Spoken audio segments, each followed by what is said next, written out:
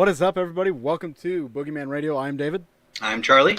We've got a great show tonight. Yes, I'm so excited. I'm so pumped for this. Been waiting for it. Tonight we're going to be talking about shadow people. No, I'm just kidding. No. You know why you're here. Yes. Murder. Murder, you say? Yes. We have a spectacular guest on. Last week we were talking about H.H. Holmes, the world's, probably the America's, at least America's, I don't want to call him greatest, but like most notorious serial killer. Infamous is a good word. Well, tonight we're following that up by bringing you special guest Jeff Mudgett, who is a great-great-grandson of H.H. Holmes. Jeff has written a book called Bloodstains, chronicling his discovery of, him being related to H.H. Holmes and how he's dealt with that, plus going into some other things, as well as being on, or having a show on history called The American Ripper, in which they were on a quest to link Jack the Ripper and H.H. Holmes together. And I will say they did a marvelous job. It is so good. Like, I was I was pretty skeptical, I'm not going to lie. Like, I don't know, like, that's kind of weird. But then going through and watching the show, and they pointed out several awesome key points. Oh man, how could you not? They don't disprove it. Like, so yeah, I'm so excited, and I'm sure he'll talk about some of that stuff tonight. And there's some things I really want to talk, like certain pieces of evidence that I've talked to you about that floored me, that I want to see what he has to say about those in depth, because, like, you know how TV is, they edit everything to 100%. minimize the time restraint. They have to do it for Hollywood and leave stuff out, and then there's some creative differences of what can actually get out. It may change history, but whatever. Speaking of which, a big shout out to our friend Steve Hayes. He and his crew just got a deal with Face It, or I don't know how to pronounce it, Face It TV. Faceit.tv with True Ghost Stories. They finally got picked up, so excited. Round of applause for you, Steve. So excited, Steve. And because of that, I'm going to share their little teaser clip here. I'm hearing breathing in here.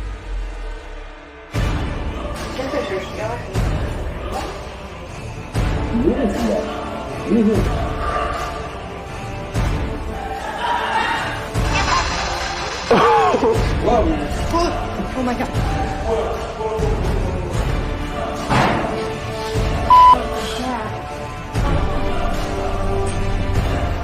Oh my god. Big son of You are about to face your fears.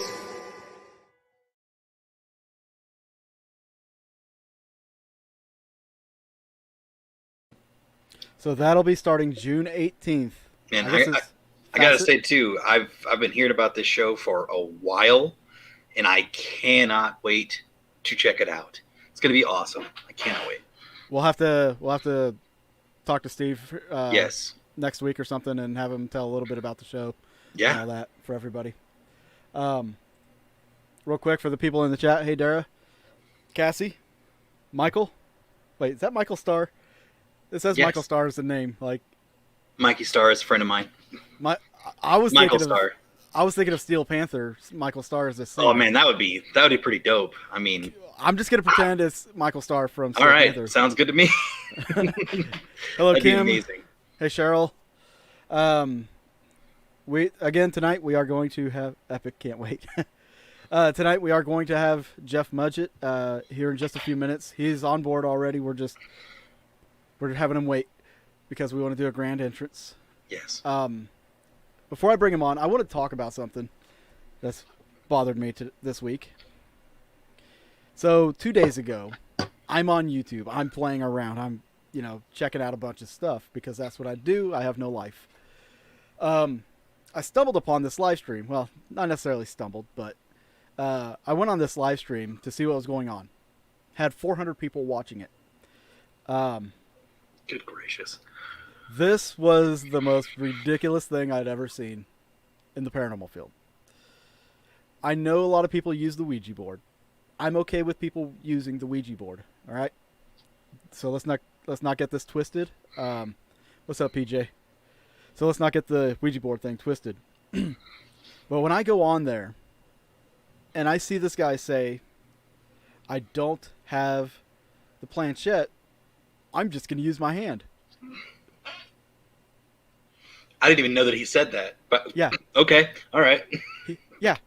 He doesn't have the planchette, decides he's going to use his hand, and he's the only person there. Okay? Mm-hmm. This is what I'm watching. Good gracious. This is ridiculous. And if you look at his arm, you can clearly see the muscle movements. I'm just saying.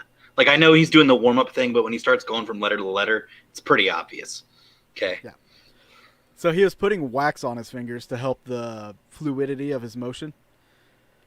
But tell you something else to do with that wax. What? Oh, this was like the cringiest thing I've seen. I know. I'm feeling cringe just watching it. Like I was just thinking to myself too. I was like, oh God, this hurts. This really hurts. All right. So this is what I come across, what I'm watching. So I blow up in the comments because I'm not like tooting my own horn, and I don't want people to think I'm tooting my own horn, but I believe I am a respectable and I don't want to say accomplished, but like I'm an avid paranormal researcher, and I emphasis mediocre researcher. At best. I'm kidding. Yeah, we're maybe half-assed. But I do like to emphasize researcher. Yes. Okay, because there's a lot of people in this field that do research the paranormal, like actually study it. Yeah. And do experiments and things like that. Not just, hey, let's go check out the haunted location. Yeah. So when I see something like this guy's got a big platform. He's got a lot of followers, a lot of viewers. And he does something like this and tries to tell them, hey, I'm communicating with a demon. By the way, he was... all the time, right? By the way, he was trying to contact the Zozo demon. Which is not a real demon. No. It's not. It could you be a will thought never form. Find it. Yeah. But yeah. So yeah, cringiest thing I'd seen ever. So I'm not going to call him out by name. I really should. I almost want to call out his channel. We can do it another time. I just don't want to. Yeah, I just don't want to draw attention to it. So. Yeah. All right. All right, guys. I just had a little rant. We're past that now. Let's move on, shall we? Get on with it. Michael Starr says he loves the paranormal. They're my only friend. Yeah. Hello, darkness, my old friend. Anyways. All right, guys. We know why you're here. Yes, the real reason. I will take off my shirt, but only because there's that many here. No, I'm just kidding. It's because of Jeff Mudgett, and we'll bring Jeff in. Started an OnlyFans? I should. Just do my feet. Not even tell people I'm a guy. Feet pics. Done. All right, Frodo. I'm sure you can get some good pics. This is a really good segue into bringing Jeff in. Oh, I gotta love it. Hey, you know what? Speaking of body parts, let's bring in the great-great-grandson of H.H. Holmes, Mr. Jeff Mudgett. I want to just do a...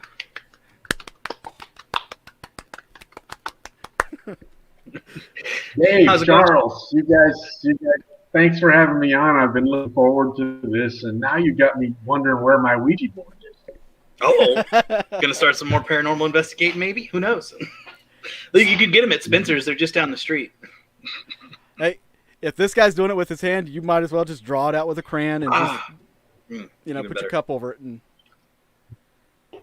exactly. Just so everybody knows. Before we get started, I want you guys to feel open and loose. I want you to ask me anything you want to know about American Ripper or Bloodstains. Don't hold anything back. Get me in trouble here tonight, will you guys? Even that goes to the audience too. Like if you guys have any questions, please put them in the comment section, and we'll ask Jeff. Now, just so everybody's aware, there is a slight delay with us, so there will be like some pauses, so we can let each other answer. So let's start at the beginning, Jeff. How old were you when you found out that you were related, and what was that experience like? Just kind of wrapping your head around that. I was about 40, guys. I was practicing lawyer in California. I had a family life, San Diego. I had a grandmother and grandfather who were very reclusive individuals. Had little to do with them. When my grandfather died, the family got into one of those last will and testament fights, and I just kind of stayed out of it. And then all of a sudden, one day, my dad brought over something that my grandfather had left me. A couple of fishing tackle boxes that he used to go off on the weekends all by himself with. And you got to remember, my great-great-grandfather is my grandfather's grandfather, okay? So H.H. Holmes is pretty close to my grandfather. That's only 2 generations apart. Yeah. So you can guess why he was a very reclusive, very successful, but very reclusive man. So anyway, I got these 2 fishing tackle boxes, and in the bottom of one of the boxes was some secret correspondence, which I called diaries in my Bloodstains. They weren't diaries, but I called them that. The book is fiction based on a true story, so that was all legal. But they were correspondence from the killer to various people in his life. Well, as you can imagine, that took me by the throat, and I became obsessed finding out who this asshole H.H. Holmes was, because this was before Google, this was before all the easy stuff. This is when you really had to research to find out history, especially criminals and murderers like this. Well, I went through the trial transcripts, all those things, all the stories, all the newspaper accounts from the turn of the century, the 19th and 20th century. And I was shocked. This was, I think anyone who's read The Devil in the White City or my book or one of the other books about him, while there are skeptics and doubters about anything I say, I found that out over the last 10 years about Holmes.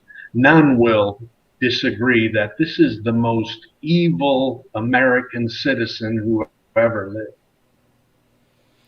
Yeah, I would say just judging off of descriptions and everything of him, I build that persona in my mind of what he would be like, and it's like he wouldn't even flinch to commit any of these acts. No, just like what is it? The first episode, the detective that was working with you, she was very she was saying that him admitting that just cutting up the body and throwing it in the furnace and he had like it was nothing. It was just like, well, that's clear psycho right there. Like, good gracious, that's insane. Well, take this to the bank, guys. They actually invented the term psychopath for him. Well, there you have it. There you have it. So I want to ask about these correspondence letters. Was there information in there that gave you like a really good head start on where to look and about the crimes he had committed? Oh yeah, and it let me know he'd been in London. That's where I took off trying to determine whether he was Jack the Ripper or not, and spent a good 10 years of my life investigating that, and came to finally realize that the people at the TED Talks believed me.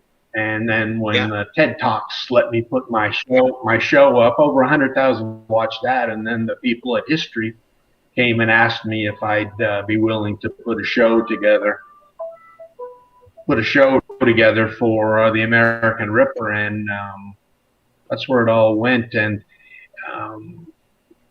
when we started, I knew this was the master of the murder castle. All right, this was the fella who had Dr. Frankenstein's laboratory in Chicago, 2 miles down the road from the World's Fair in 1892, when millions of people from around the world came to see the most extraordinary event in the history of man.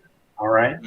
every great inventor you can imagine, all the great Einsteins, all those people, that anyone that invented anything was there at that time. And just 2 miles down the first Ferris wheel was there. Yeah. 2 miles down the road, there's this little evil little actor frying up some innocent girls that he coaxed to spending the night in his hotel. Yeah. Grandpa. Yeah, just straight up. God. Go ahead, Dave. Oh, go ahead. Okay, so I was going to ask, you just said that reading over his letters, you found evidence that he was in London. Do you mention that in Bloodstains? Oh yeah. Bloodstains. Okay, There's an entire chapter or two about Holmes in London. And I'm gonna have to read that. To be fair about it, anything you read about Jack the Ripper, guys, is thesis and conjecture. It's very, very. It'll never be proven closer than where I've taken it. All right, because there are no eyewitness testimonies, despite all the authors who've written books.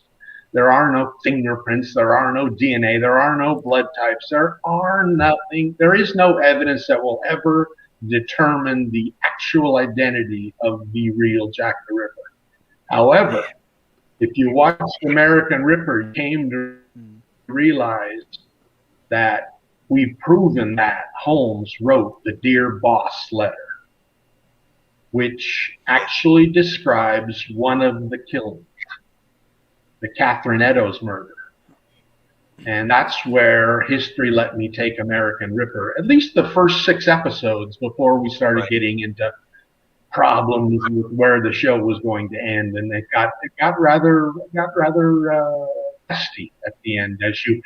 Anyone that's watched American Ripper, guys, the first 6 or 7 episodes and some of the recreations of Holmes in London are some of the television you're ever going to see. That last episode is a disaster. And it was, I had no part in it whatsoever, and it was terrible. And it was just a network, the History Network, trying to get out of something as quickly as they could. Of course. I wonder why they would really do that, because, like you were saying, there was a lot of people watching that last episode. Yeah. And, the expectations were, they were built up high for that last episode. Yeah. And why they would drop the ball on it, that baffles me. Right? It was going in such a great path, going in, all the stuff leading up to it just totally hooked me, and I had to finish the series. And then I get to the last episode and I see the ending, and I'm just like, what? This is it? We're done here? Bullshit. What? I was like, there's just letters thrown up, and there's no, we see you at the grave, and the hey, it's gonna send it to DNA. All right, nothing. Just that was it. I'm like, what? This episode just ended abruptly. It just seemed so weird and off-putting. But there was a money problem. They had budgeted about $100,000 for the exhumation, and because of the very complicated legal the process involved in getting a judge to allow us to dig him up in the first place. Having the engineers there, the scientists from the University of Pennsylvania, as we were exhuming guys, the other graves started collapsing around us. We had to go hire these specialists to shore up the graves so that there was no damage, because the judge had said we were going to go to prison the rest of our life if we damaged any other graves. He basically said that. And that's crazy. And so we took him serious. So, as it kept going, and as we found empty coffins in the one grave, and then we found concrete sarcophaguses in the other that Holmes had engineered to hide identity, the budget soon became over $1 million, and history was just upset. You should have seen the executives there. They could have put me.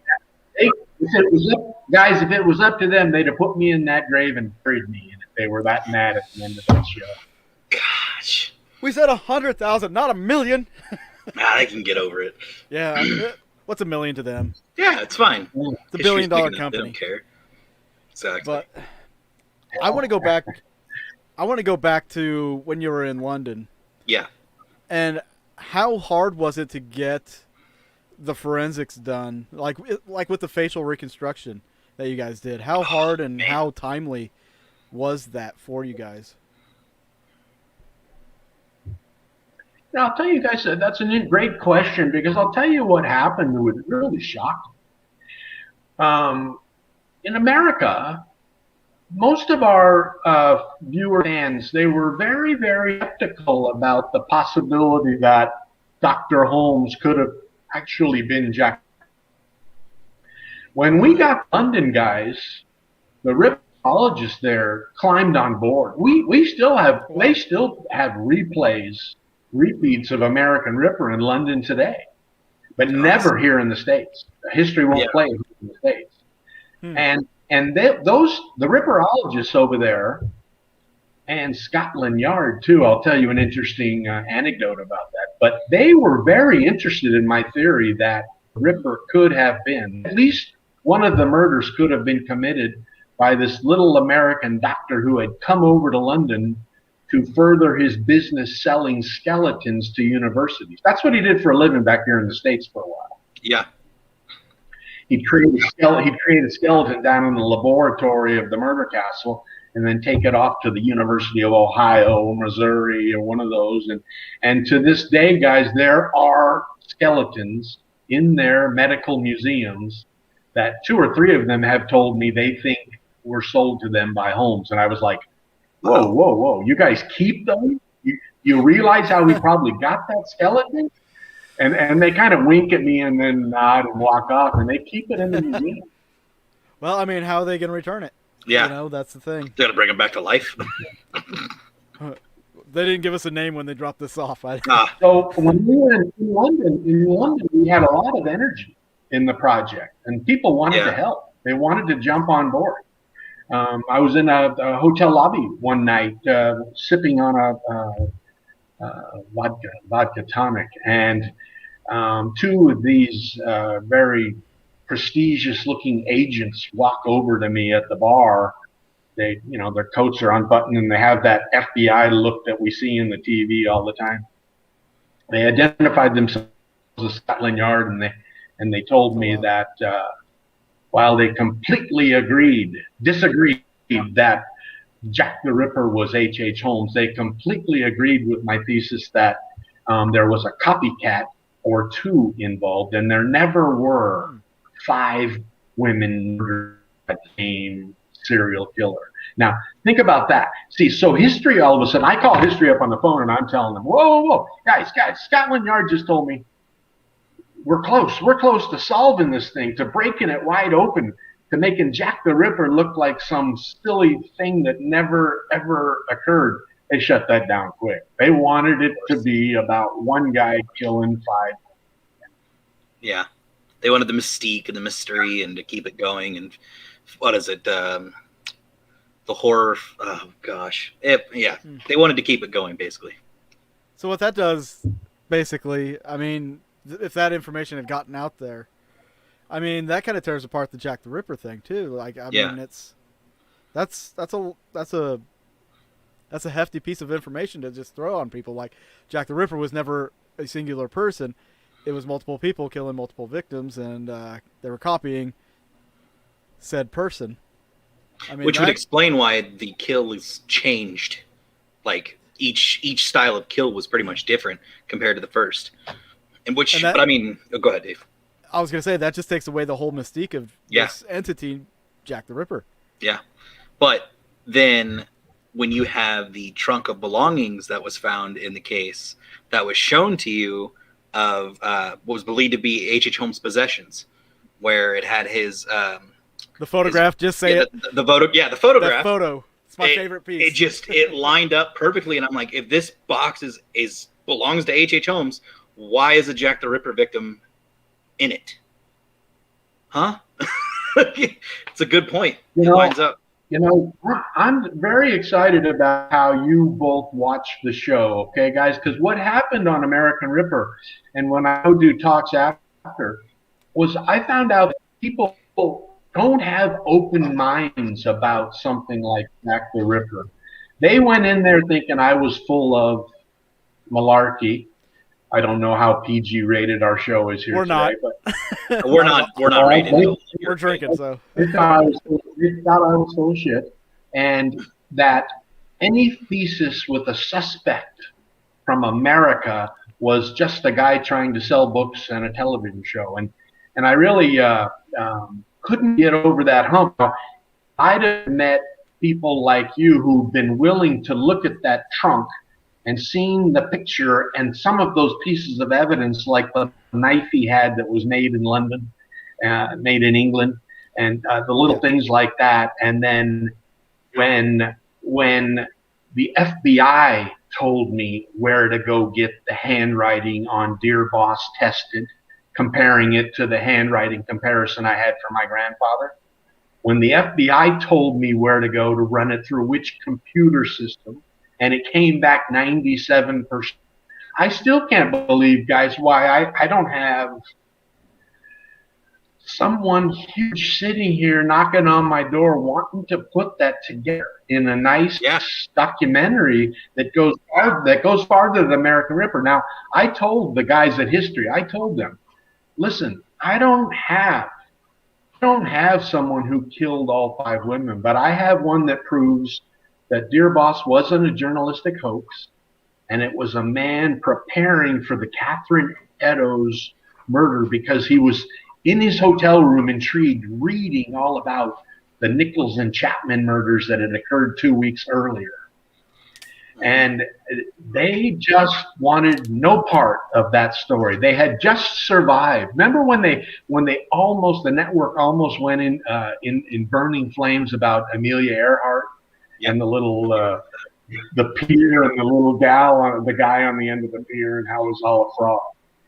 I was actually there at one of the shoots, and the director was getting scolded by the History executives about how they had barely survived Amelia Earhart, and they couldn't take another one like that.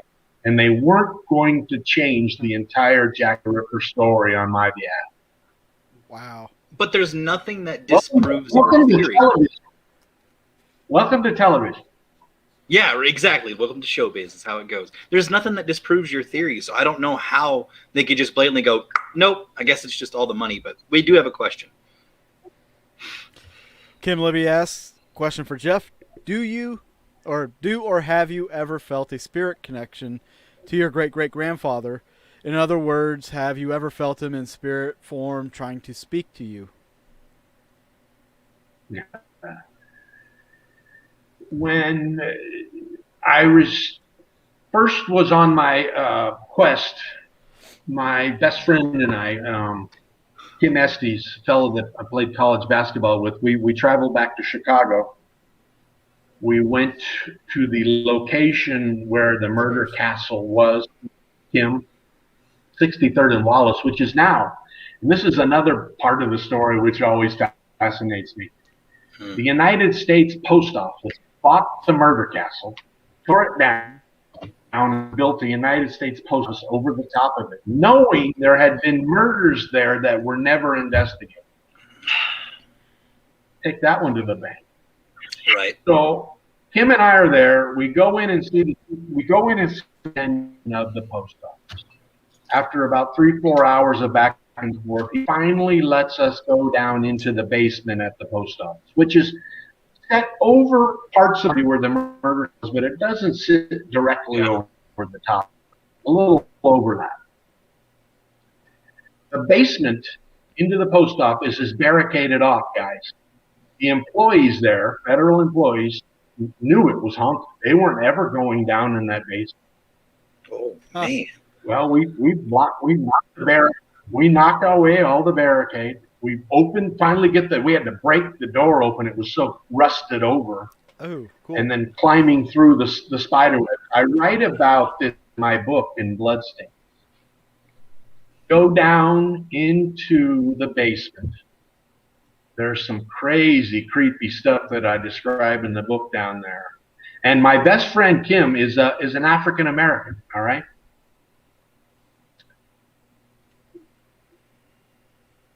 the turn of the century, 19th century, white supremacy, all that stuff.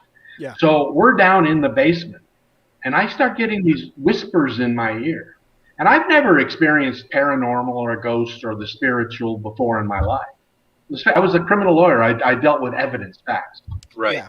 And this thing starts whispering in my ear about how he doesn't like him down in his basement.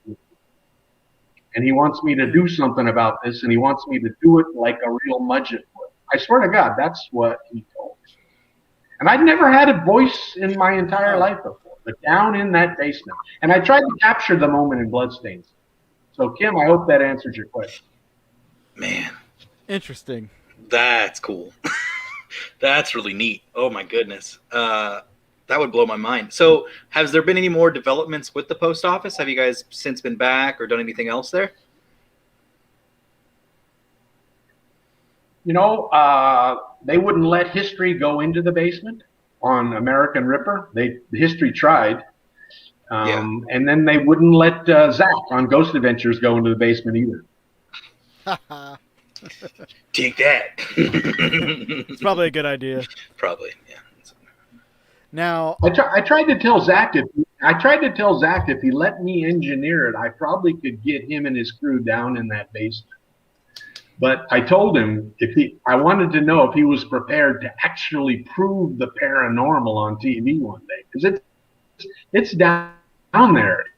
That'd be really neat. It'd be just neat for anybody to get down there and take some equipment and if maybe have you along, and if you start hearing things again, they can record it and document it in real time, and then maybe have devices or something to record EVP and see if they could catch something there, because that would be really, really cool. Because then you could possibly hear, if you hear it in real time, you could possibly hear the voice of H.H. Holmes.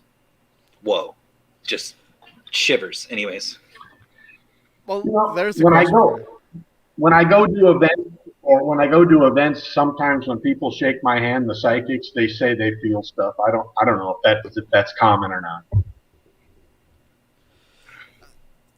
Psychics, you have to take it or leave it. I mean, yeah. Myself personally, there's probably 3 psychics that I've ever met or talked to that I could probably say, yeah, they've done it with pretty good accuracy. Left an impression on me to where I'm like, I believe them. But then again, I've done so many live streams, not like the podcast, but like live investigations where people come in there and say, I feel this over here, or I feel this and this. And it's like, I don't know about any of that, because it has nothing to do with the history, has nothing to do with this property. But like you said, grain of salt. But who am I to say? You know? True. I'm not psychic. I'm not psychic enough to know if a psychic is psychic. It's a very good point you make. Oh, okay. Yeah, Kim says that sounds like a good investigation for us. Let's go to the post office, Jeff. Yes. You're gonna lead this. You're gonna lead this expedition. We're gonna go down there. I'll even visit Chicago. I would love to go back. We'll go down there. We'll dig. It's a rough place, guys. The cops get out of their squad cars there in full riot gear to get a coat. Oh, man. Hey. That's Chicago for you. Yes, sir. Yes, sir. You'd still be in the post office. You'd be fine. It'd be all right. We're on federal property. They can't shoot us. Yeah. No guns allowed. Anyways. Yeah, it is a post office, by the way. Now, another thing I did find fascinating is with the letters that they analyzed, they were able to determine that, before you did the writing with H.H. Holmes and the writing with the Dear Boss letters, I know in the show they talked about how the linguists analyzed it and determined that it wasn't British style writing or a British person style of writing. It was more of an American style writing, and I thought that was very interesting too. Which kind of it goes along with the analyzation of the letters. And I always seem, since listening to Holmes's case, where he would forge, I think he would forge the letters and send it to other family members. So I think he could definitely change up his handwriting like that. Like if he had the hands of a surgeon where they were steady, I'm sure he could change it somehow and match it up. But I know that there was one specific letter that he sent that the family said that it didn't really line up with how she would talk, and it didn't really line up with how it was worded and how she would talk. So it kind of gave him away there. But I really thought that was very interesting too, because he just can't help himself. Those two linguists were awesome. I enjoyed.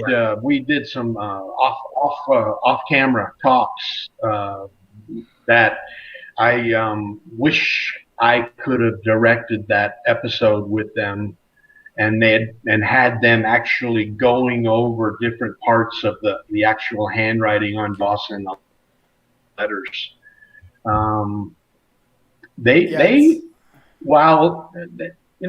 Like everything else, guys, they started out thinking I was full of crap. At the end of the show, we were swapping email addresses because they thought I had something, So many people were like that.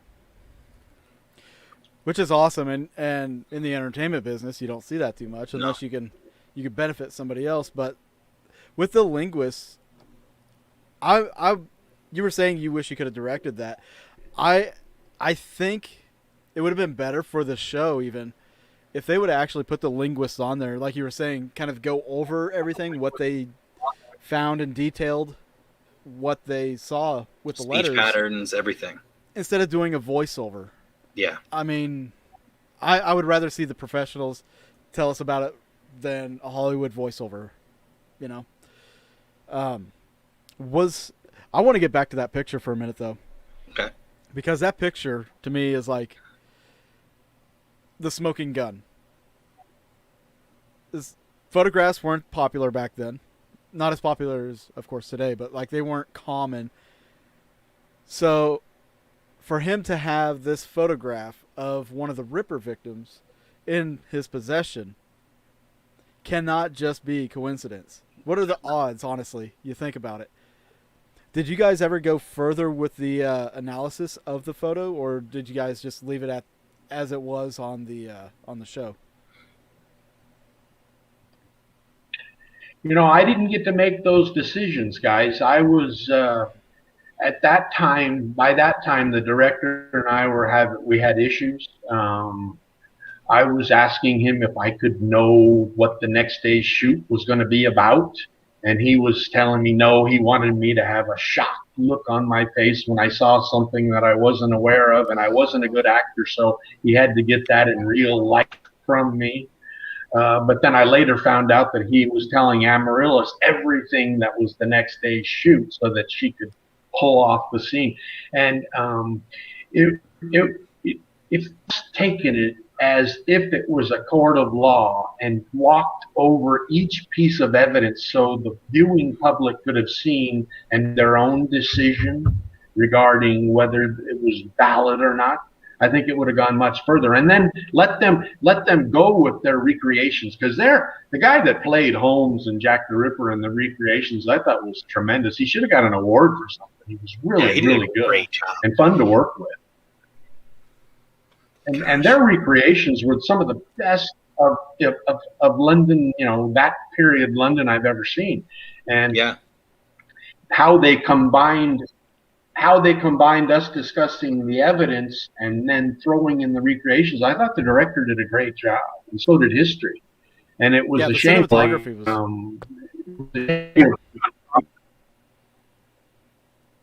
Yeah, cinematography was great. Mm-hmm.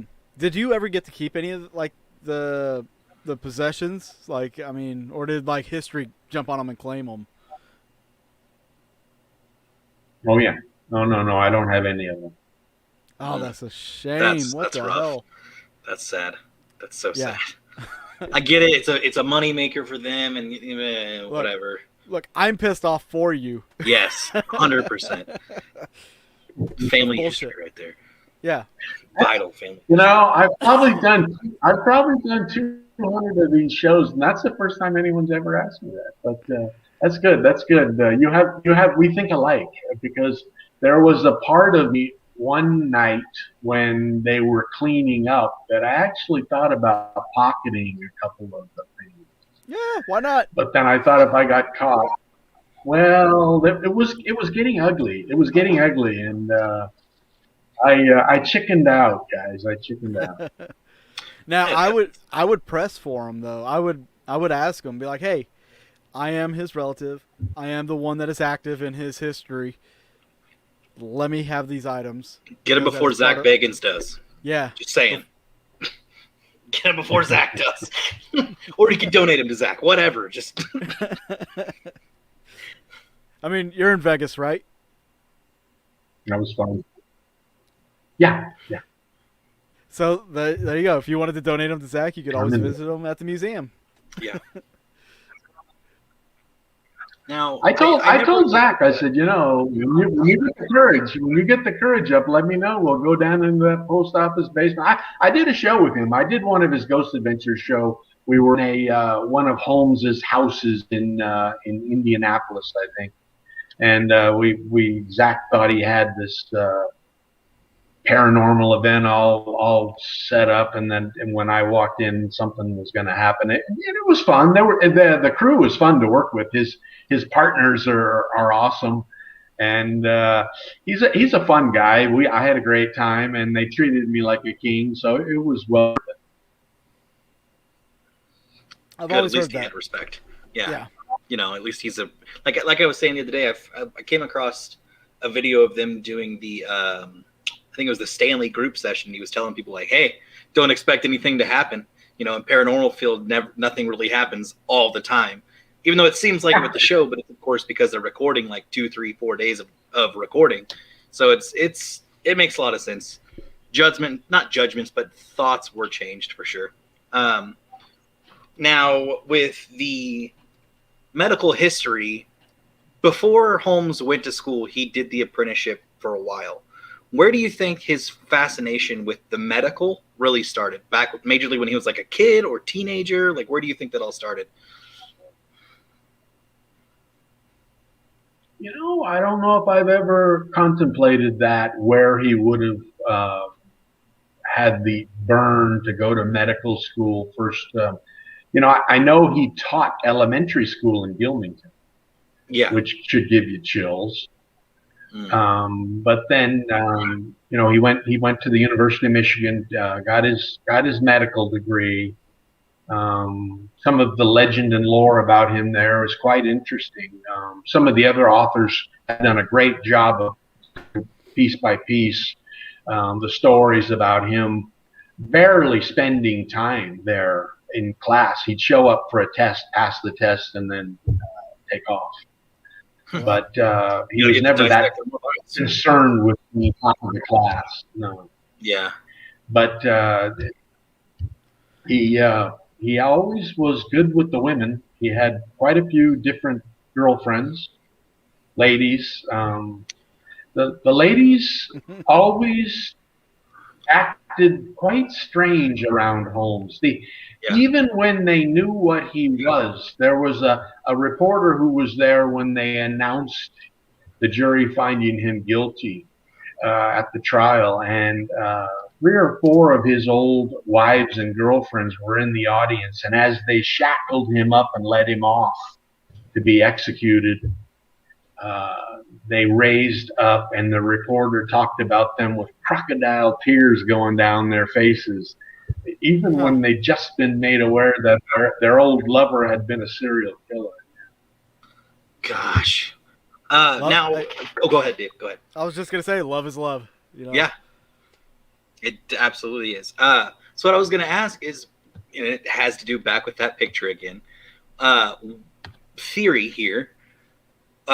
If he kept the picture of her, did maybe she meant something to him back when he spent his time in England? Because it would make a lot of sense because he killed what is it, Julia? Can't think of her name exactly here.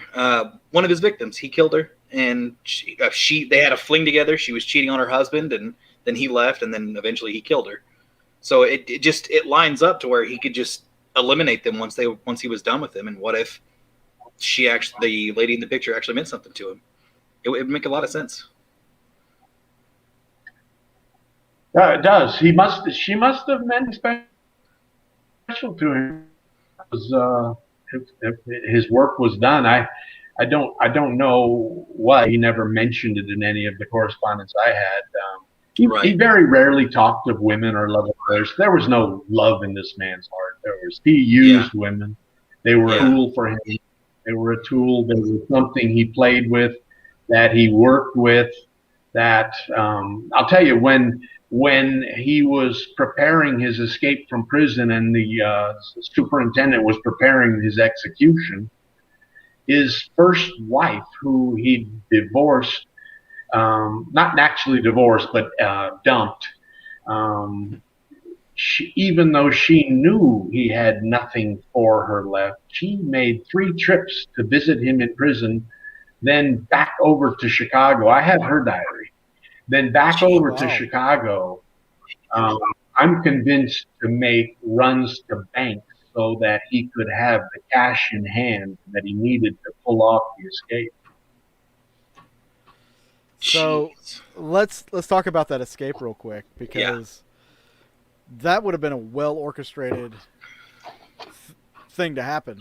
And I remember you saying that it was one of the hangman was one. I think it was you saying that the hangman was the one that actually was hung, or one of the guards was actually hung instead of Holmes. Like they switched places.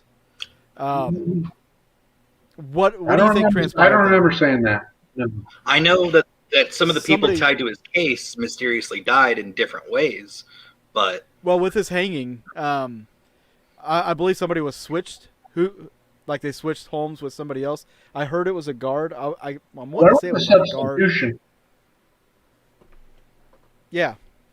There was a substitution, but I'm convinced now that there was a body brought from Chicago that was prepared with the dental records, the work that was necessary to pull off a false ID with dental records. See, that's the only piece of forensic evidence there was back then. There was no fingerprints, there was no blood, there was no DNA, there was dental records. And Holmes was a master at false identity and using dental records to pull off life insurance fraud. And he had a dentist in Chicago that was his partner doing it. And I'm convinced they had the body in Chicago. They brought it out to Philadelphia.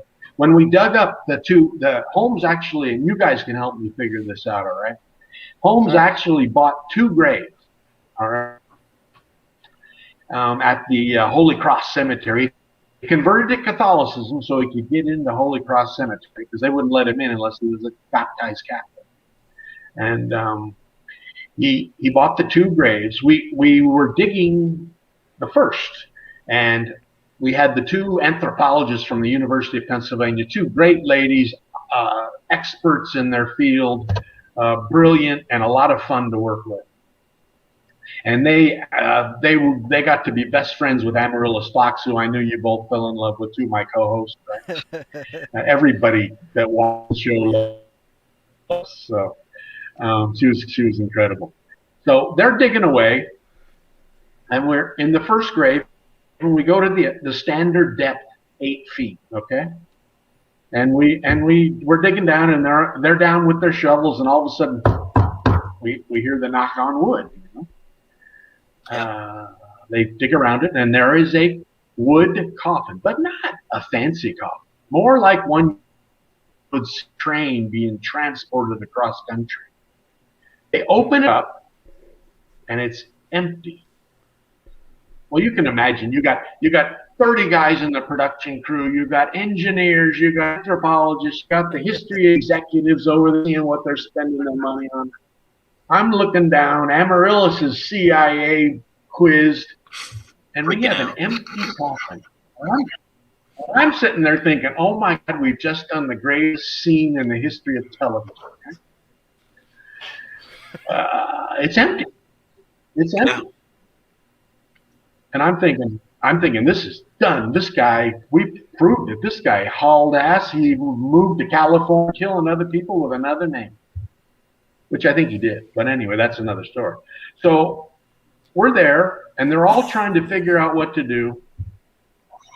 And Amaryllis and the director go over and spend 2 hours talking the history executives into letting them dig deeper into the next grave that Holmes bought, because he bought 2. Well, they let him do it. You know, we got the machinery there, we got the everything. They dig 2 feet deeper down, and all of a sudden we come to that concrete block, a sarcophagus. Mm-hmm. And all of a sudden there's more questions. Now, why was the one coffin empty? The one is 2 feet deeper than normal, and now it's concrete. Well, the anthropology, you can imagine, they're excited. This is the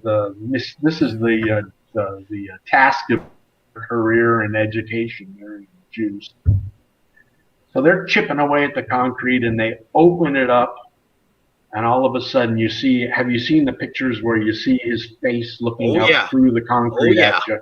He's got his bowler hat, his teeth. There's still mustache. He still has clothes on. Yeah, and I'll tell you something, guys. You can't imagine how terrible it smelled. Yeah. It was worse than anything you can possibly imagine. So I'm there at the grave trying not to throw up. And the 2 anthropologists are down digging away. You've got to hand it to them. These 2 gals are down digging in this putrid mess.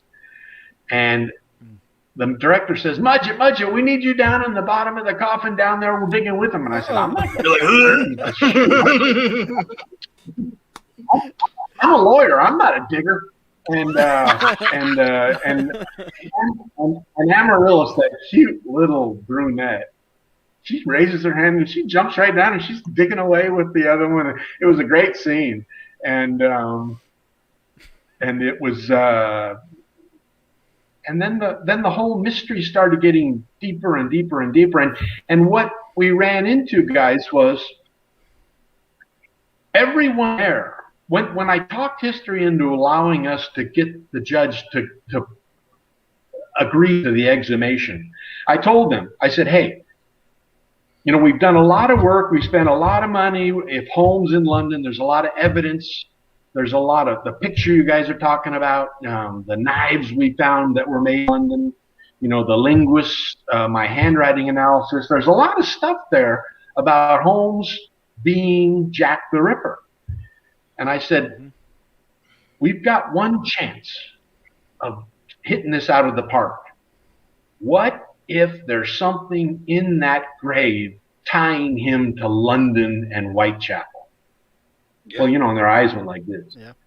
Yeah, and, absolutely. You know, and I talked them into it. I also wanted to find out, guys. I'd always had this theory, and you guys brought it up earlier. That one of the great parts of the Holmes story that no one's really got into, that I'm hoping Hollywood wants to make a movie one day, is the Holmes curse. How everyone involved in his arrest, his incarceration, his trial, his prison time, the burial, his pastor, his father, the prison superintendent, the judge, everyone either died or suffered terrible misfortune in their lives. Yeah. And I was thinking, you know, I don't believe in a Holmes curse where a ghost goes and revisits these people. But there's something about him, this crafty little devil, this master of false identity, having faked the execution, substituted another body, and then gone and visited them with the blank check he would have had the whole country thought him dead. You know, his trial, his execution was on every newspaper in America. He literally had the perfect history. Go ahead, guys. Sorry, I interrupted. No, I was just gonna say he had the perfect way to disappear. He just basically stopped existing. It's maybe the most perfect Hollywood script ever written, isn't it? You know? Master of disguise. So they agreed to do it. They agreed to spend $100,000, but not the million. But you know, so when we dug up and he was there in the bowler and he had Everyone there thought that I had pulled off some con on them, that it was a fraud, that I had just wanted to see my great-great-grandfather, to hold his skull in my hand as in the Shakespeare play, with Hamlet. Tried to tell him, no, that's not, especially when his brain is still in his skull. It was still there. Yeah. I said, I wanted to find out that first. Yeah. And I could never get them over the hump, guys. And this is what we were talking about before. I could never get them over the hump, and how they ended the show so tragically, because I gave DNA to compare with the remains. It didn't match.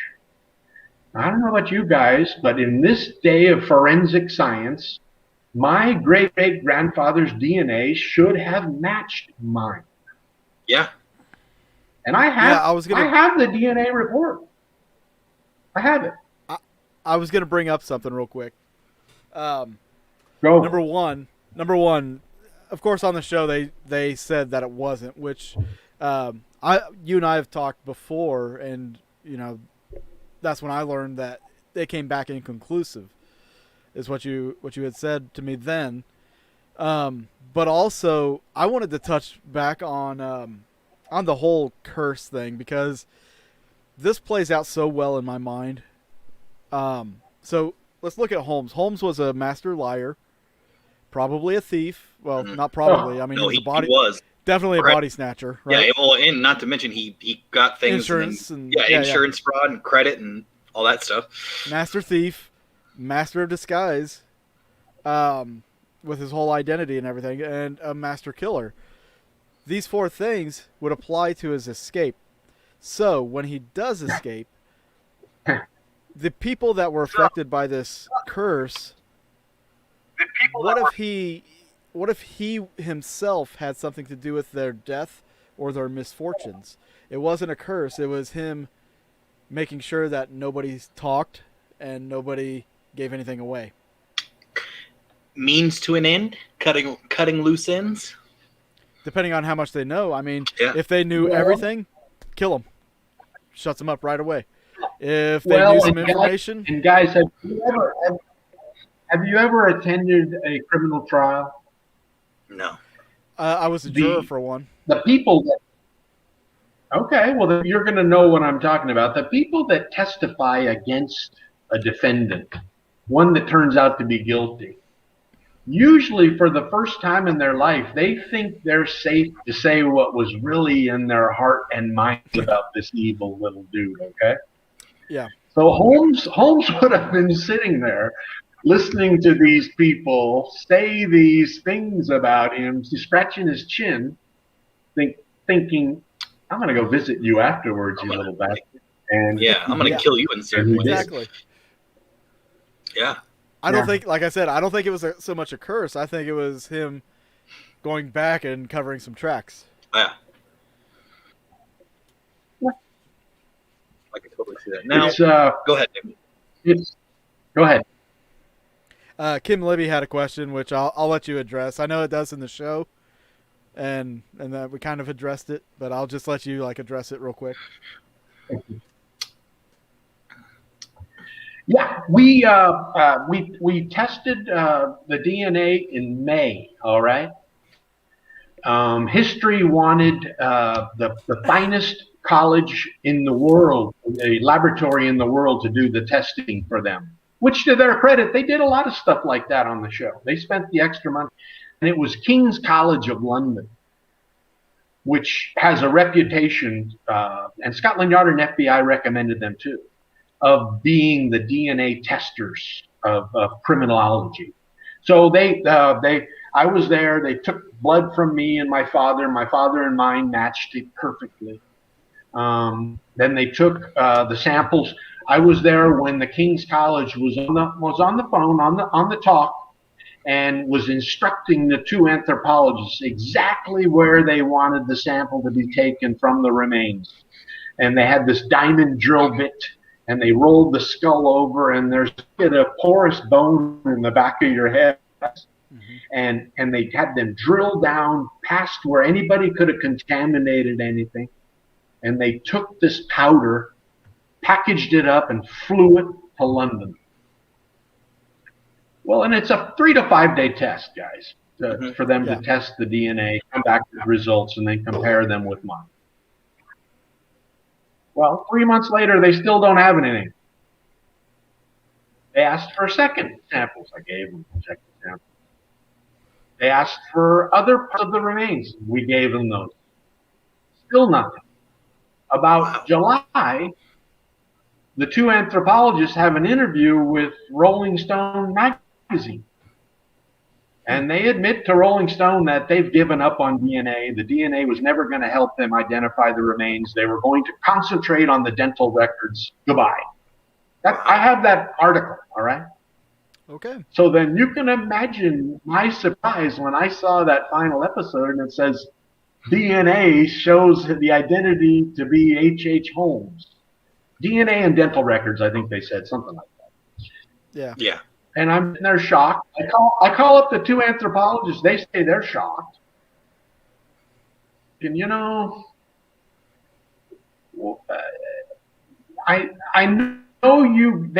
know everyone on the production crew, everyone on History thought they'd wasted their time and money, that this was H.H. Holmes. They just wanted to get over with it. But I'm sitting there thinking, guys, this is a master of false identity. He used dental records to fake out insurance companies. Yeah. He had a dentist in Chicago that was his partner. They used to make dental casts for their fake life insurance fraud cases. And I'm saying the DNA wasn't, and we're direct paternal, the male line is the strongest one there is to compare DNA, all right? Right. Although some people might say the maternal line. I'm not an expert on DNA, so I'll back up that. So we had that. We had the skeleton, right? Yep. The skeleton was 6 inches too short. The anthropologist admitted to me the skeleton was 6 inches too short. Yep. They told me to my face. And then history on the show screwed up and admitted no electron to the neck vertebra when they dropped this man 8 foot through a scaffolding and jerked him to death on the end of her. They had to cut the rope out of the flesh. It was so embedded. Okay? And there was no damage to the neck. All of the medical forensic scientists that I talked to said there's no way that happened. You have these little tag bones on your neck vertebra. At least those would have been broken, and at least and probably the vertebra too. Yeah. So we had all of these things saying no, except the dental records. And I'm so glad to have been on your show here tonight because you guys both saw that's what Holmes did for a living, dental records. That was his specialty. His bodies was his specialty. Like, and being at that time, he would know the only way they could identify him was dental. The DNA was not a thought back then. That was not in the realm of possibility. Yeah. So yeah, I mean, if he's going to specialize in the most damning thing to a criminal case at the time, well then might as well, specialize in it and cover your tracks. That's a good way to do it too. It lines up perfectly for him. I'm having a blast. I'm having a blast because I see you guys think like I do when you see something strange bubble up in the broth. And I'll tell you what's always cracked me up was when you go back and research anything about Holmes, you don't find any photographs about his incarceration. You don't find any photographs about his trial. You don't find any photographs about the execution. You don't find any photographs about the burial. They're all artist depictions, okay? There's one photograph, and it's of the dental cast for the dental record. Now, you were telling us something pretty peculiar before we started the show about having some records. I'm going to let you elaborate on that here in just a second. We had a question pop up here. I don't know if you can read that. Was there any was there DNA evidence left in the empty casket that was on top of the body? They should have swabbed the empty casket. I'm not aware of them doing that. No. And they were upset about budget. Yeah. Well, if it was just an empty casket, or if he was like there was a casket on top of the, wasn't there a casket on top of the concrete? No. Okay. Offset, it was offset a little bit. Yeah. Okay. That's why you put the two plots set next to each other. If it was just like a distraction grave. Yeah.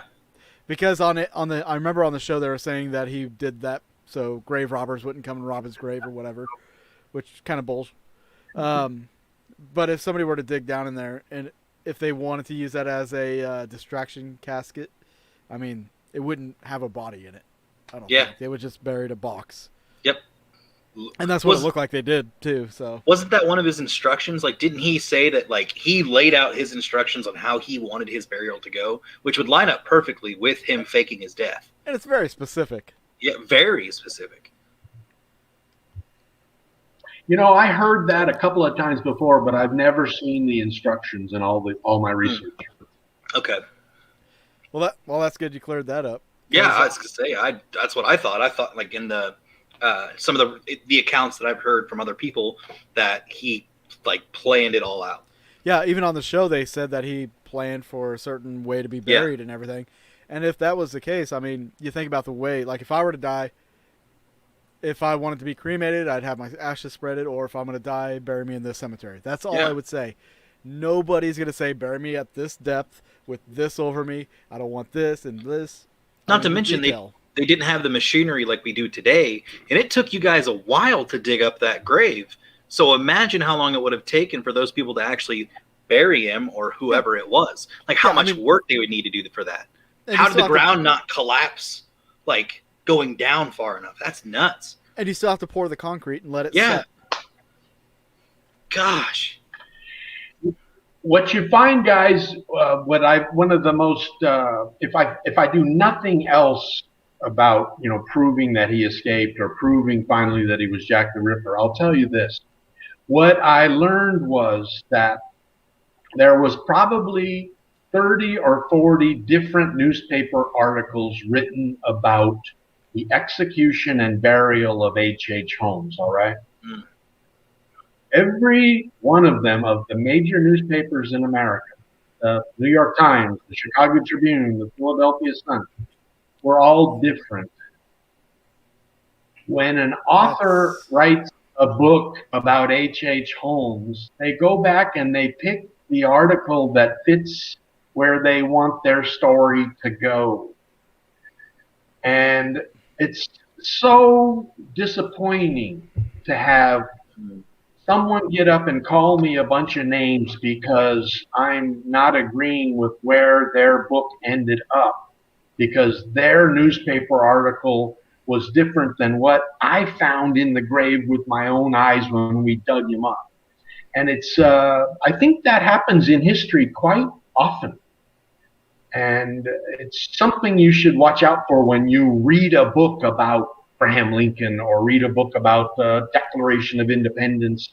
It's who was telling the story at the time and how did it get in a newspaper article, and who was the artist doing the depiction of the body going down the grave. And it's kind of disappointing because that you can see that there's very little. What we know about H.H. Holmes as fact has to do with our exhumation on American Ripper. Mm. Let me say something here, Jeff. I am taking my first dive as a filmmaker. I'm taking my first dive into true crime this summer. I'm shooting a case and all this. After that, if at that point you don't have a documentary filmmaker to do something with, let's raise the funds. Let's put something together. I'm throwing it out there for Can you. Can we get Charles to help? I would Charles love it. Would love it. Yes, he would. Please. And you know what, guys? You know what, guys? I teased you before I got on. I had a Bloodstains Facebook post that I was putting on saying, "Hey, everybody out there, Netflix, Hulu, all of you guys, I'll give you my files regarding the DNA, the skeleton, the dental records, the cause of death trauma, the burial. I'll give them to you at no cost if you investigate what really happened on your own without setting your minds straight beforehand that this was H.H. Holmes. Keep an open mind." And you know what, Dave? You know what, Dave and Charles? I'm really excited about what you said, because you guys have an open mind about when you see a fact that doesn't square up with where it was supposed to go because somebody wrote a book about it. You're not automatically chucking it out the window. You're thinking about, why doesn't that work? Yep. It's that's like calling. That's what you got to do. If an orange was in the shape of a lemon, you don't still call it a lemon. It's still an orange, right? Yeah. An orange is an orange. It's Yeah. whatever the shape. You still got to examine it, cut it open, make sure the inner parts are still the orange. You know, you can't just call it a lemon. You got to question everything. Always. Everything. When I saw that final episode, I called up the lead anthropologist at the University of Pennsylvania, and she and I at that time were still good friends. We're not anymore. And she has some agreement with history and University of Pennsylvania. Something came up, but I called her. Life. I called her and I said, "There goes PG." Wait a minute. You were there. The DNA didn't match. Yeah. The skeleton was short. You told me it was too short. You can't just rely on those teeth. Think about what if, okay, the match, I'll give you that. The teeth do match. But that doesn't explain why the other components of the evidence say, no, it's not Holmes. I told her, I said, Catherine, if this was in a criminal court of law and you had a prosecutor raising the teeth, and a defense lawyer raising the cause of death trauma not matching, the skeleton not matching, the DNA not matching, I said a jury could not find him guilty. Yeah. No. You couldn't. Why did you in history want to get up on national television and say that was him? Why didn't we take it another episode and say, whoa, we got to do some more work on this. This is fun. Mm-hmm. That would be fun. What you just said right there, that should be like the thing right there. Yeah. I mean, filming is fun. What you're doing, the exploration, everything, it's fun, but it's also you're getting some knowledge out of it. Yeah, you're getting results. You're finding key specific incidences and proving whether it is or is not, and it's really helping your case further along, and why people don't want to pick it up. Like, I'm even surprised, like how you were saying how over in England, like they're all, they're ranting and raving for it and it's all amazing over there. Has nobody reached out to you over in England about maybe doing some filming or anything? No. They write me and saying, Jeff, we're watching another rerun of American Ripper. We love it. And I'm sitting there going, God, they watch it in South Africa. They love it in Australia. They love it in Canada. All the people with open minds. History won't let them play it here again. That's nuts. I know it's on Amazon Prime. I made yes, Charles aware of the show. And that's how I found it, and I have watched it, and it was just phenomenal. It was great, except for the last episode. But it's Amazon, huh? Yeah. So, one other question I want to ask is, I watched a video of you at a book signing where you were taking questions and everything, and people asked you how you felt when you first found out about being related to H.H. Holmes, but I want to ask you that, and then where are you now? Like, do you feel closer to Holmes or Mudgett? Like, I guess really knowing who your great-great-grand... Yeah. is. And, Do you guys do you feel you know what I mean? closer to him since you found out? Because I know how you felt before, but like now, since you did all this research, you've went above and beyond with everything. Do you feel a closer connection to him? Great question. One of the things that disappoints me the most, guys, is that no one, no one in mental health, those issues, no one has come to me and said, Jeff, your research, your journey, your passion, what you've given us is proof. And your family, after him, his son, his grandson, his great-grandson, my father, me, all of us were law-abiding American patriotic. Two of my family were war heroes, okay? Mm-hmm. My grandfather was on D-Day. Oh, wow. They made, despite having this genealogy, all right? Despite being the offspring of perhaps the most, besides Hitler, if you move that out of the way, perhaps the most evil thing that ever lived. It had to do with personal choices, nothing about what you were born into. And you know what? To me, that should be something somebody wants to discuss. Yeah, analyze and discuss. Yeah. Well, that was something else. Well, it just kind of sparked something here. Man, all right, it just slipped because I started reading a comment there too. Of course. I'm going to put up a comment here, and I'm going to let you address it real quick.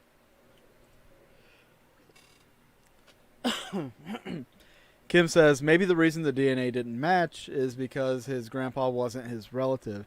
His true grandpa may have been killed by the imposter in the casket. Da, da, da. I'm not sure, guys, about how Holmes engineered the entire conspiracy and escape. Because let's face it, and this is one of the things that people throw my theories away with. They always say, for that to have happened, what you're stating, there had to be more than just Holmes involved. There had to be 3, 4, 5, 6. There was. People. Yeah, but with the amount of money that he had, he could have done it back then. But there was more involved. Yeah. You had his partner in Chicago doing the dental stuff. Guys, you'll be amazed how many people don't want to agree to believe in anything if there's 2 or 3 people that have been involved. And I think, when we're watching the news now, when we're getting to watch the news now about the Wuhan lab and all that stuff, I think people are starting to realize Holmes was a master conspirator. He probably, while in prison, he was interviewed by the Hearst Corporation, interviewed in prison, all right? They paid him $7,500 cash. Wow. His wife made 3 trips to Chicago for him. She probably brought him more cash. At that time, 1890s, was the greatest depression in American history. The whole country was broke except if you were a Vanderbilt or a Hearst. Holmes had a lot of money in his pocket. Have you ever seen that picture of him writing in his prison cell at the desk there in the cell? And he's dressed in this suit, and he's in prison. And it's and like I said, it's an artist depiction, so I don't know if it's true or not. I don't know. It reminds me of Al Capone when he was in prison. Yeah, people have told me that before. Yeah, and he had this wad of cash. You know that 2 weeks after the alleged, 2 weeks or 3 weeks after the alleged execution, the prison superintendent at Moyamensing blew his brains out in his office right down the hall from Holmes's prison cell. Oh my gosh. Yeah, I see you guys working on that. I see you guys. Good gracious. All right. Well, there's that. I just remembered my question, too, that I was going to ask you. This goes back to the beginning of the show. We're kind of bringing it back around. So your father brought you your grandfather's, what he left you. Did your father know what he was giving you? No. No idea. Wow. Did you tell him? here's the deal, and I captured it rather well in the book. I'll throw myself some accolades, but the writing on that chapter is very good. It's about my grandfather and I both like to fish, guys. He used to go for the weekend fishing. When I was a little boy, my mom would dress me up with a lunch on Saturday morning, and I'd go out to the Navy base and fish all day long. My grandfather knew I liked to fish, and he liked to fish every weekend. He never invited me once. Your grandfather, okay? So when he dies, and the rest of the family's getting property and all over California, I get these fishing tackle boxes, guys. My father thinks they're lures, they're hooks, they're weights. He didn't ever look in the bottom. But little did he My know. My grandfather knew exactly what he was doing. He wanted me to have those letters. Yeah. That's so cool. And he wanted me to understand why he had never invited me fishing. Interesting. That's awesome. Yeah. He had thoughts. He had thoughts in his head his whole life. He was worried about instincts. He was worried about following in the footsteps. Yeah. Yes. Like if it's Bringing it too hereditary, early. if it's Yeah. trickling down. Yep. So, when you found out, did you ever tell your father? Oh yeah. And how was that reaction? Well, my father was cool with it. My father had to sign some documents for history, giving them his consent.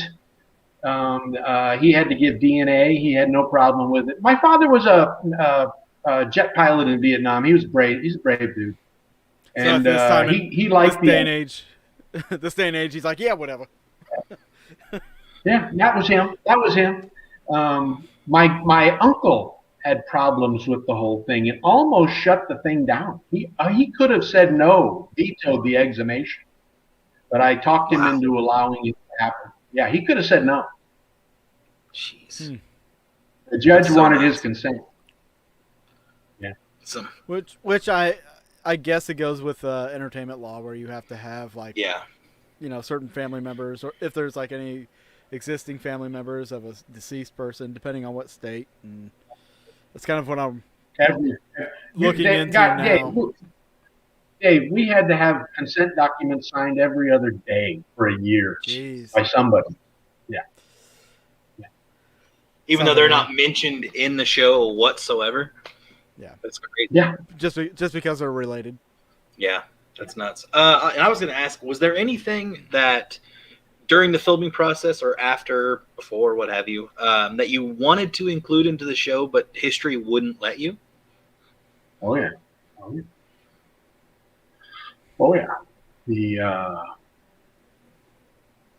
Let's have it, Jeff. I was going to say, is there anything that you want to tell us? Let's have it. There is. I'm trying to work out the home run. I told you guys earlier that the director was a brilliant guy. All right. Yeah. You can see his work on the recreations. He should have won an award. Yeah. He and I had a damn near a fisticuffs one day. Me telling him, quit locking your mind up that this is Holmes. Give me a chance. Let it go down that path where it might not be him. And I said, you're a brilliant guy. You know how to make movies. Think about where you could go with this thing if we prove it's not him. You've got one of the greatest stories in American true crime history. Probably the greatest. Right there in your hands, just ready to go. You're going to own it. Yeah, and you're going to own it.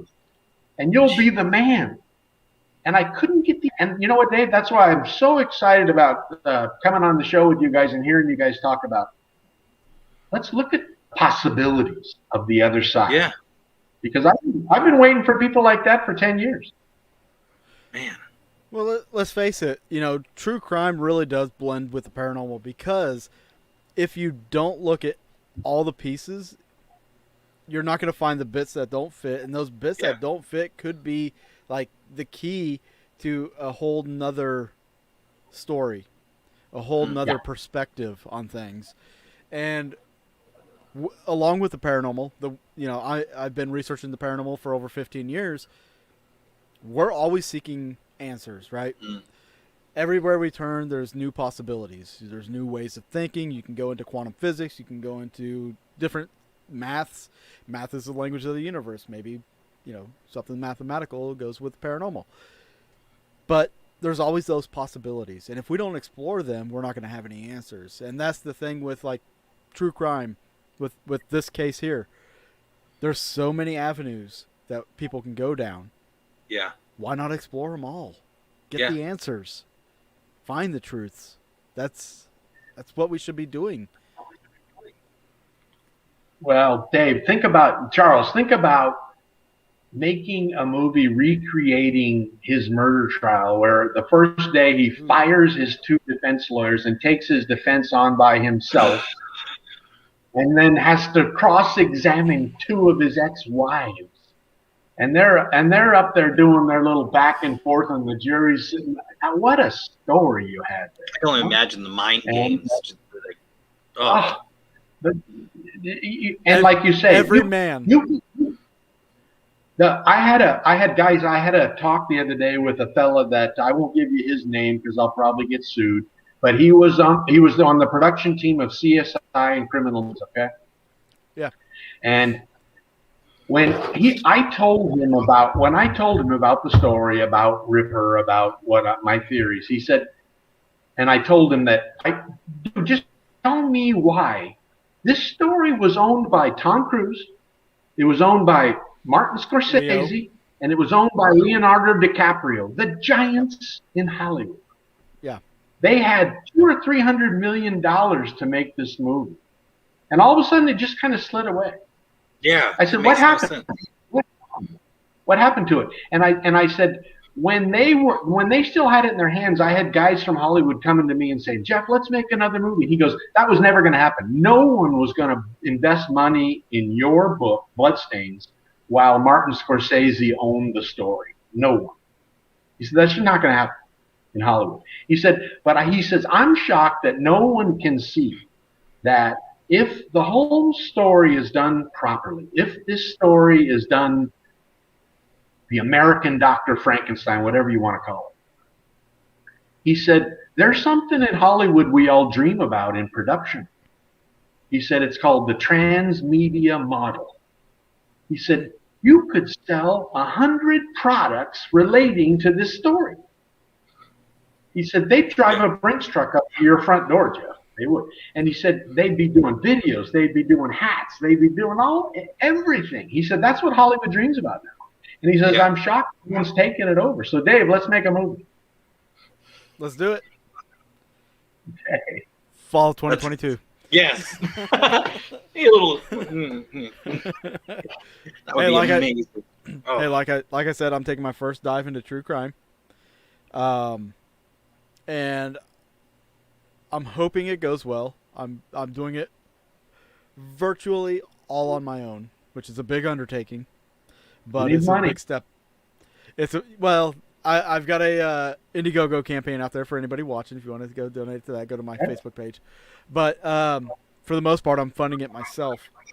But I'm taking so much extra effort. I've got 2 documentary films out, but I'm taking so much extra effort on this film because it is a personal story of somebody that's been alive and family members are alive, and I want to go with the utmost care and respectability with it because I don't want to misrepresent the story.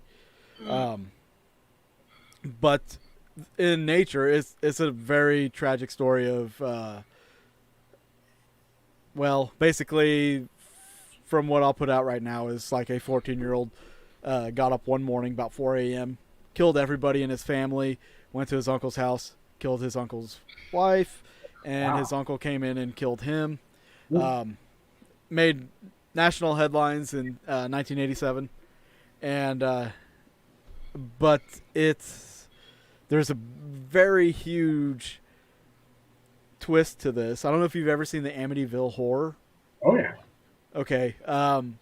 through my research, my initial research, this sparked a correlation to that.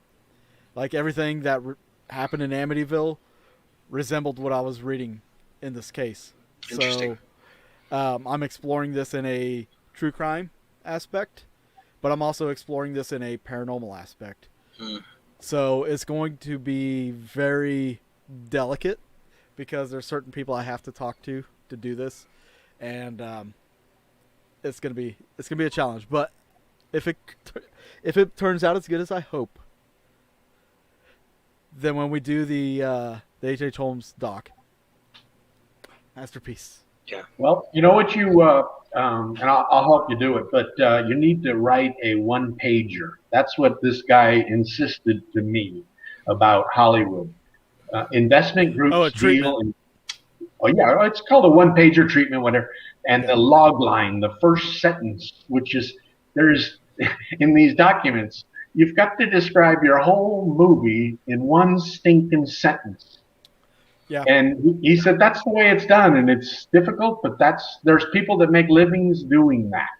Yeah. So I've been trying to write a one-pager for Bloodstains. Yeah. Yeah, I've done a treatment for a show I was trying to pitch called Paranormal Studies that was actually going to be like a whole new take on the whole paranormal reality thing, which was more scientific driven and was really going to tear apart all these crap shows that are out there like that fake everything and try to entertain. Yeah.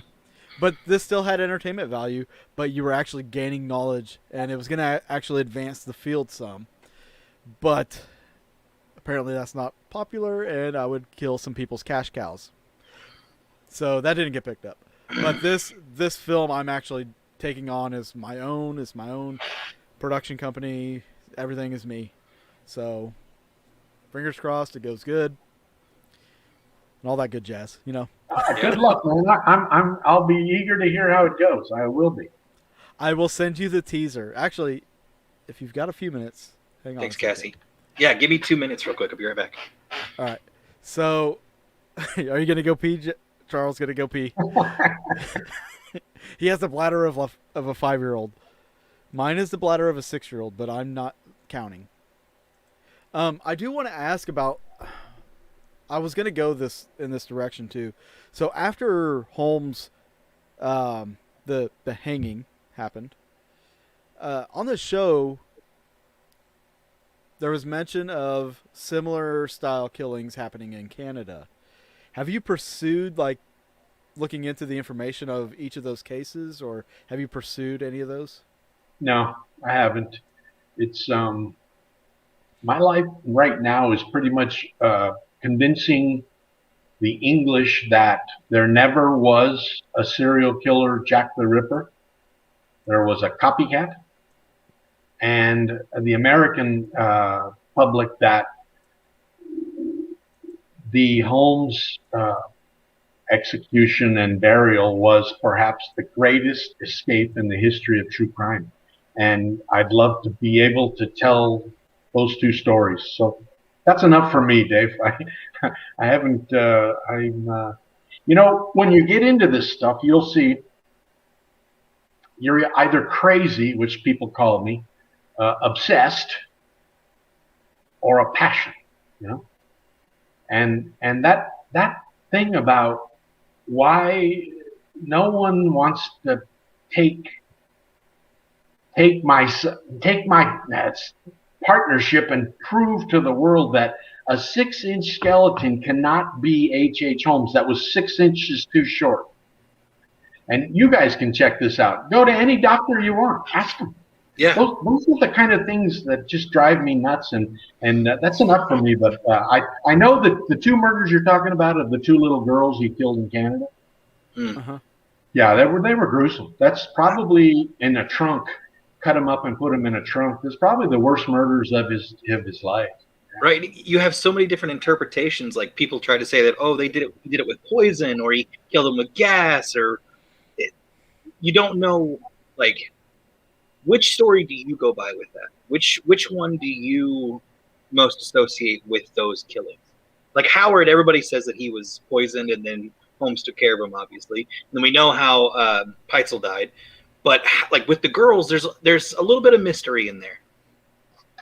It was my understanding they were cut up, and I don't know how he put them to death, but they were chunked up and put in the trunk that the Canadian police found. Okay, see that, and that's what I thought. I guess I just didn't know that they were chopped up as so. Yeah. I guess that would be the easiest way to. Didn't he try to burn them as well, like the parts? I think he had talked about it, but the only one that he burnt was Howard, as far as I thought. Well, okay, as the kids, the only one that he burnt was Howard, because why did he what is it, a coal stove or a I think it was a coal stove. Oh, because gas isn't good for children. Bodies, yeah. Oh, that's a line right there. He was definitely one of a kind. There's no doubt. I mean, that'd be a movie title. Gas isn't good for children. Anyways, or a book. All right, Jeff. We're gonna let you go, bud. Yeah. I appreciate you having us or allowing us to have you on here and for setting the record straight because I think it needs to be set straight. Guys, this was like sitting at a bar having a beer with a couple of friends. This was fun. I enjoyed it.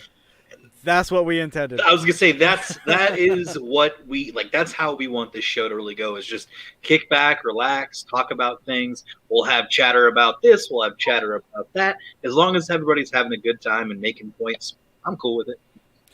Hey, and let's thank Kim. Kim did a great job with some good questions. Yes. Thank you, Kim's Kim. Always great. And real quick before you go, where can they find your book, Bloodstains? You know, I'm not even selling the print copy anymore. We sold like 20,000 copies, and I gave up on that. You can get it at Amazon on ebook if you want. Oh, okay. That's probably where I'm gonna have to go then. It's nice and cheap. I think it's like $2.99 or something. It's pretty cheap. Okay. It's still a read that I want to read. So absolutely.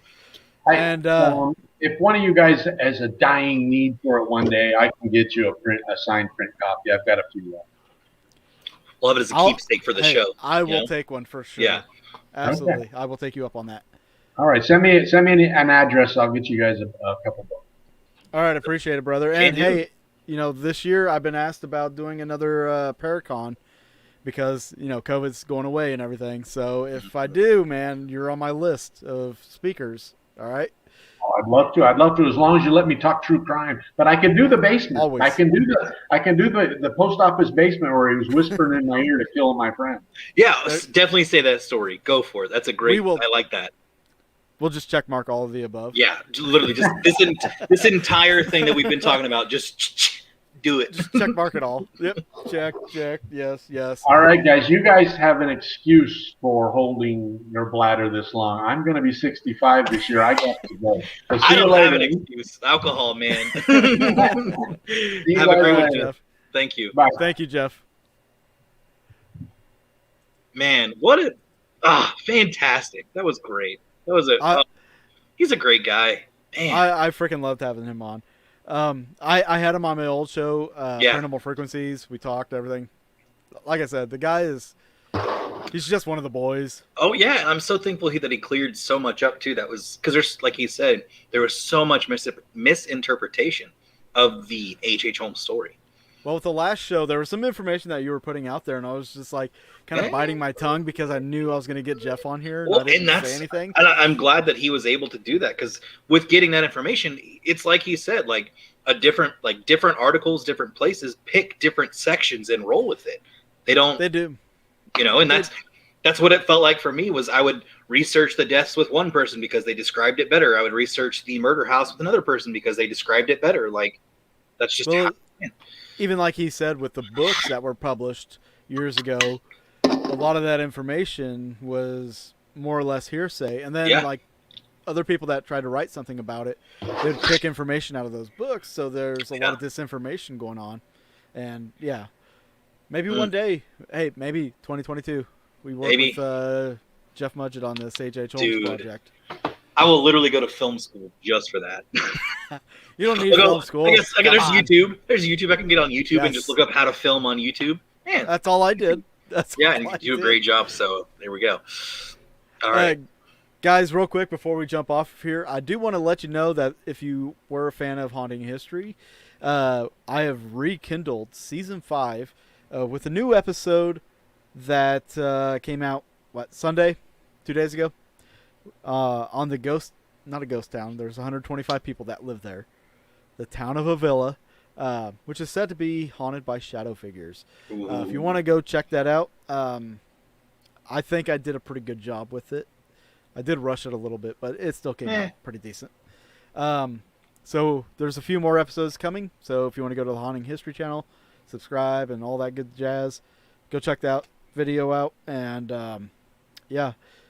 And I was going to say, for those that are watching as well, I do have a film I'm working on. I'm just going to play the teaser. I'm not going to throw the whole pitch out there. But this is something that is coming this year.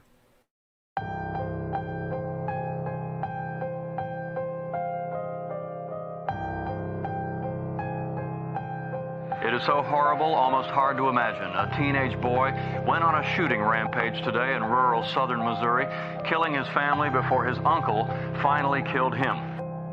Police found her body still covered up in bed, a bullet wound to her head. Right now, 7 people are dead. This family is gone. The community is in shock.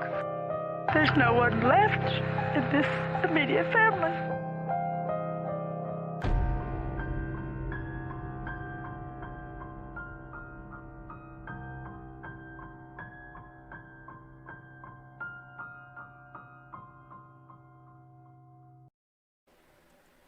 So there you have it. Good. I can't wait. Gonna be good. It's gonna be good. Yeah. Charles, Dave, we need to figure out what we're doing for next week. we do need to figure out what we're doing next week. What are we doing next week, my friend? I have no idea. Okay, well, let's see here. Topic time. If anybody wants to throw a suggestion in the comments, you're more than welcome to. That's always a fun thing. Yeah. We like suggestions here. We all float here. We always like suggestions. I apparently can't find my paper that has my entire list of topics, so that's a problem. Let me pull something up here. I'm feeling pretty toasty, by the way. Me too. I'm loving it. All right. Was that your keg? It sounded like you kicked a big... It's totally a keg. Totally a keg. Even though I don't drink beer, but it's totally a keg. Right. Where the hell did I put it? I don't know. Where'd you put it, man? I don't know. The good times of doing a live show. Yeah, it is what it is. Yeah. I ain't worried about it. There it is. I got it. Parallel universe and the paranormal. I could sum that up in 15 minutes. What are you talking about? A whole show? Damn. That would be very interesting. Here's me summing it up in less than 15 minutes. Pushing clay through a screen door. Boom. Done. No explanation, nothing, just straightforward with that. That's it. All right. Analyze it. Think about it. Yeah. Okay, we did Men in Black, so that's out. Because it is, I mean, technically it is another dimension. Yeah, anyways, it's going through another dimension, going through the holes, or the light transforming between holes and giving different projections. But anyways. Well, I mean, I could go into like Carl Sagan's explanation of the fourth dimension and how we would perceive it. That'd take about another 15, 20 minutes. So 30-minute show, 30, 40-minute show? 30. Yeah, something like that. We could do 2 topics, that, and then something else. All right. I'm deleting stuff we've already done. Oh, okay. Let's see. Well, while we should do something more paranormal. I was thinking that too, because we did true crime the past 2. Paranormal, I think, is the way to go for this one.